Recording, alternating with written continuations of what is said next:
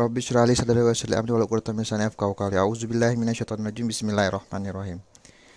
Ada pertanyaan, kami ingin sekali mengetahui bahwa wukuf di Musdalifah itu dimulai dari kapan pula, berakhir, dan apa hukumnya?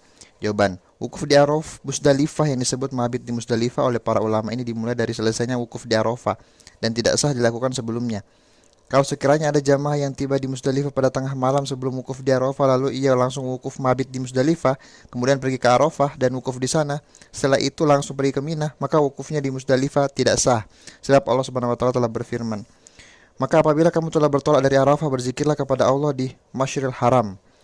Surat Al-Baqarah ayat 198. Di dalam ayat ini ditegaskan bahwa tempat zikir kepada Allah itu di Masjidil Haram, atau waktu zikir itu Masjidil Haram sesudah bertolak dari Arafah.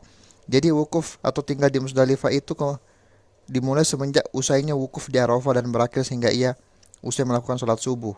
Dan sesudah itu berdiam sejenak hingga tampak terang sekali, kemudian berangkat menuju Mina.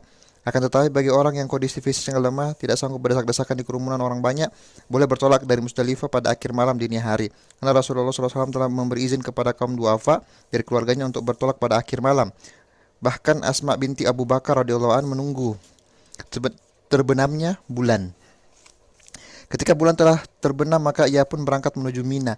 Yang demikian ini lebih baik daripada pembatasan keberangkatan dimulai dari tengah malam, karena berangkat di akhir malam itulah yang ada riwayatnya Rasulullah SAW, dan itulah yang sejalan dengan kaidah.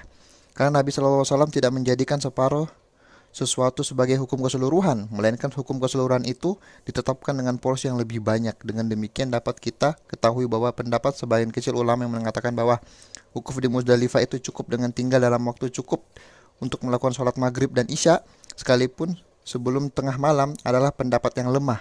Adapun pendapat yang benar adalah mencontoh dan meneladani Rasulullah SAW dalam hal yang beliau kerjakan dan beliau izinkan. Ada pertanyaan lagi, kapan wukuf di Musdalifah itu berakhir sehingga kalau ada seorang jamaah yang datang di sana tidak dianggap telah wukuf?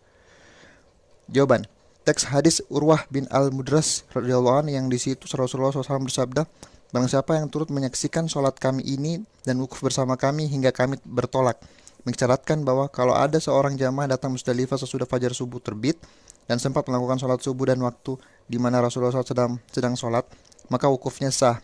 Dan sudah diketahui bahwa di kalangan para ahli fikih fuqaha bahwasanya jamaah harus sempat mendapat sebagian dari malam hari di Musdalifah, yaitu dengan datang di Musdalifah sebelum fajar terbit. Subhanakallahumma wa bihamdik, astaghfiruka wa atubu ilaik. Wassalamualaikum warahmatullahi wabarakatuh.